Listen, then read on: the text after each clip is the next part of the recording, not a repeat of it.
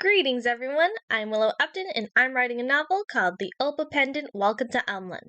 I have spectacular news. I have recently finished the first draft. It took a tad bit longer than planned, but nothing ever really goes entirely to plan.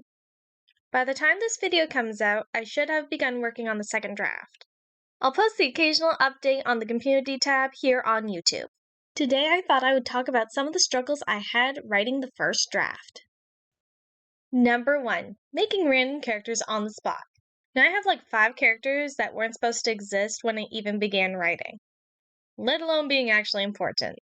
In my mind, I usually mark them as expendable, since they weren't even supposed to exist. Number 2 is similar, characters who weren't supposed to show up yet. There's this one character who wasn't supposed to show up for like 2 more books. Nope, she was introduced in the first half and has a small character arc.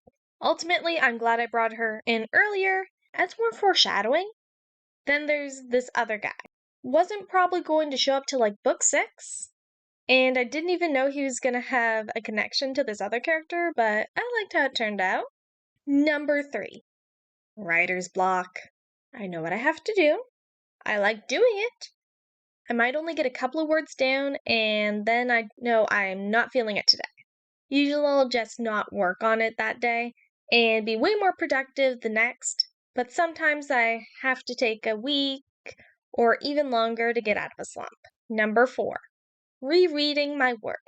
As of writing this, I haven't reread the first draft, but I have reread certain parts to make sure things were consistent, or I'm rereading what I wrote the day before. It is confidence shattering.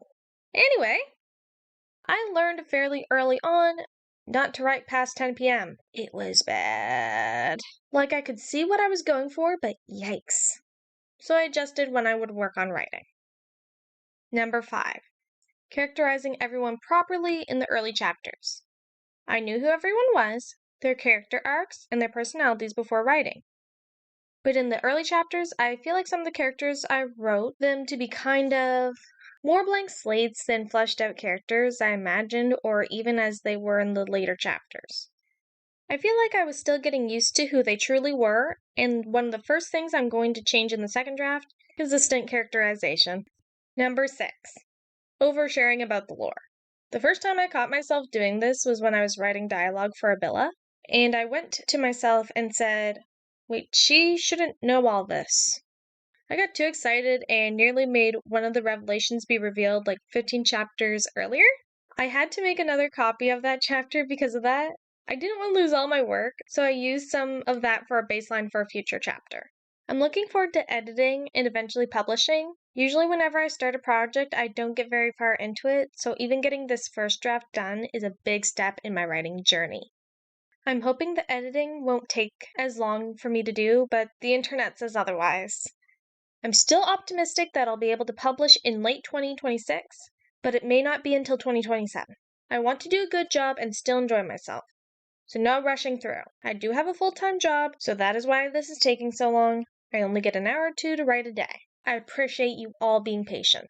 Now, if you watch the speed paint of Dominique and Christos, you must have seen the Umling letters on the bag Christos is holding. Go to the comments of either this video or that video and guess what it says. Thank you for watching. Please like and subscribe.